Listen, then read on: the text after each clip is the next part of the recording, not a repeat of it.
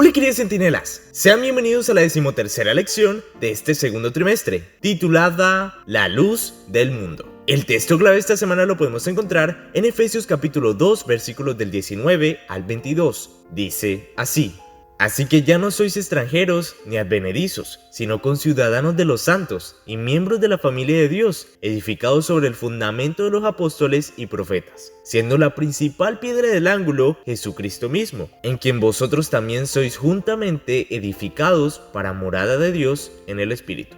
El último capítulo del libro Los Hechos de los Apóstoles o los Embajadores hace un llamado inspirador para darnos continuidad al legado de los héroes espirituales. Elena de White escribió: el enemigo de la justicia no escatimaba ningún esfuerzo para detener la obra encomendada a los edificadores del Señor, pero Dios no se dejó a sí mismo sin testimonio. Se levantaron obreros capaces de defender la fe dada una vez a los santos. La historia registra la fortaleza y el heroísmo de esos hombres. A la semejanza de los apóstoles, muchos de ellos cayeron en sus puestos, pero la construcción del templo siguió avanzando constantemente. Los obreros fueron muertos, pero la obra prosiguió. Los valdenses, Juan Wycliffe, Hus y Jerónimo, Martín Lutero, Zwinglio, Cranmer, Latimer y Knox, los hugonotes, Juan y Carlos Wesley, y una hueste de otros colocaron sobre el fundamento materiales que durarán por toda la eternidad.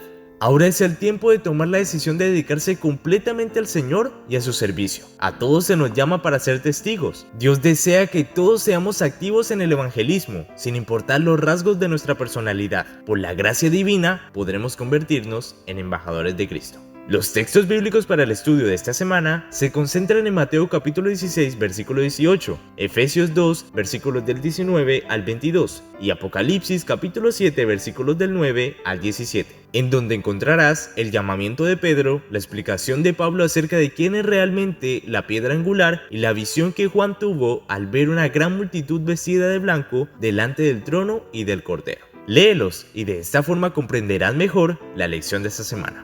De acuerdo con un diccionario de definiciones, la piedra angular era la piedra fundamental utilizada en las antiguas construcciones, caracterizada por ser la primera que se asentaba en la esquina del edificio, formando un ángulo recto entre las dos paredes. A partir de la piedra angular se definían las colocaciones de las otras piedras, alineando así toda la construcción. El apóstol Pablo nos aclara que Jesús es la piedra angular, que hace del edificio una estructura bien ajustada y consolidada. Y continuando con el uso metafórico de las construcciones y las piedras, Elena de White escribió: los apóstoles se edificaron sobre un fundamento seguro, la roca de los siglos. Sobre ese fundamento colocaron las piedras que extrajeron del mundo. Los edificadores no hicieron su obra sin afrontar obstáculos. Se hizo sumamente difícil a causa de la oposición de los enemigos de Cristo. Tuvieron que luchar contra el fanatismo, el prejuicio y el odio de los que edificaban sobre un fundamento falso. Muchos de los que trabajaban como calificadores de la iglesia podían compararse con los que construían las murallas en los días de Nehemías, de quienes escribió. Los que edificaban en el muro y los que llevaban cargas y los que cargaban con una mano trabajaban en la obra y en la otra tenían la espada. Reyes, gobernantes, sacerdotes y magistrados procuraron destruir el templo de Dios, pero frente al encarcelamiento, la tortura y la muerte, hombres fieles llevaron la obra adelante y la estructura creció hermosa y simétrica.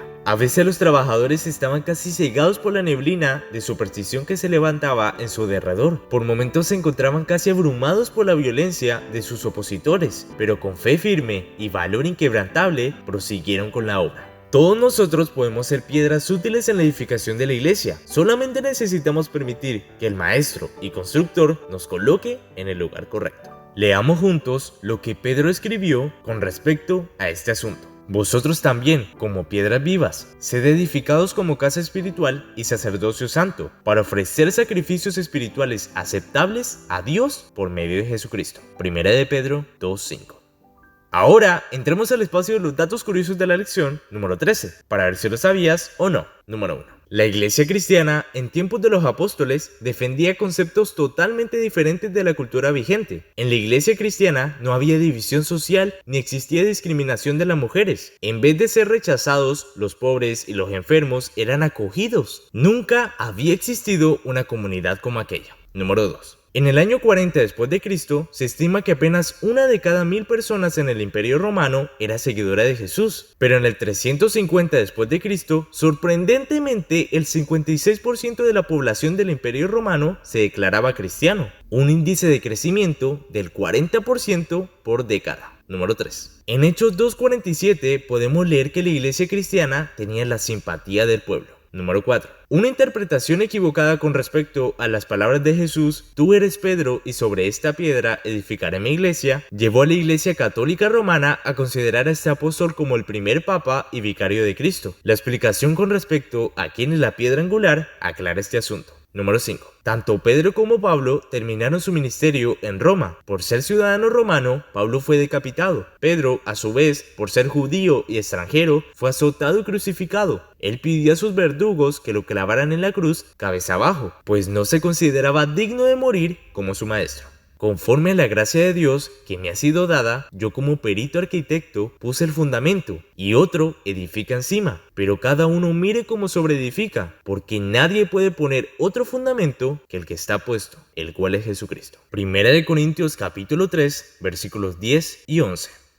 Durante los primeros siglos, las personas comprendieron la visión de Cristo para con la iglesia. Los espectadores quedaron maravillados con la gracia radical que los cristianos mostraron para con todas las personas, incluyendo al enfermo, al pobre y al marginado. Y este grupo radical de creyentes ni siquiera poseía un nombre, ellos eran simplemente llamados eclesia, lo que no significa edificio ni servicio de adoración, ni tampoco la torre de la iglesia, significa asamblea, porque la iglesia es esto, una reunión de personas comunes comprometidas a hacer brillar la luz de Jesús donde quiera que fuera. La iglesia es una fuerza que realiza tareas con la misión de iluminar a un mundo oscuro. Simplificando, la iglesia somos tú y yo. Cuando estamos sirviendo, amando, dando, alentando o ayudando a los demás y haciendo brillar la luz de Cristo, entonces, en esos momentos, somos la iglesia. Esto significa que somos los únicos evangelistas que tiene Jesús para su iglesia. Después de recordar el significado de iglesia y de emocionarnos con la maravillosa manera en que los apóstoles cumplieron su misión, nos resta preguntarnos, ¿cómo podemos ayudar? ¿De qué manera la estructura de ese gran templo podría ser completada? La respuesta se encuentra en la página 478 del libro Los Embajadores. Sobre el fundamento tenemos que colocar material que resista la prueba del fuego, oro, plata, piedras preciosas. Los cristianos que presentan fielmente la palabra de vida, guiando a hombres y a mujeres al camino de la santidad y la paz, colocan sobre el fundamento material que será probado y en el reino de Dios serán honrados como sabios constructores. Si la iglesia estuviese dispuesta a vestirse con la justicia de Cristo, apartándose de toda obediencia al mundo, se presentaría ante ella el amanecer de un brillante y glorioso día. La promesa que Dios le hizo permanecerá firme para siempre, le hará una gloria eterna, un regocijo para muchas generaciones. La verdad, pasando por alto a los que la desprecian y rechazan, triunfará. Aunque a veces ha parecido sufrir retrasos, su progreso nunca ha sido detenido. Cuando el mensaje de Dios lucha con oposición, Él le presta fuerza adicional para que pueda ejercer mayor influencia. Dotado de energía divina, podrá abrirse camino a través de las barreras más fuertes y triunfar sobre todo obstáculo. Hoy podemos determinar una diferencia, que tengamos el valor de mostrar al mundo quién es verdaderamente Jesús y que su iglesia sea el instrumento eficiente para acoger a todos los que necesitan de los cuidados del buen pastor. No olvides la lectura de esta semana que se encuentra en el último capítulo de este libro, que es el 58 de los Hechos de los Apóstoles o los Embajadores. Y nos veremos en una próxima lección. ¡Centinelas!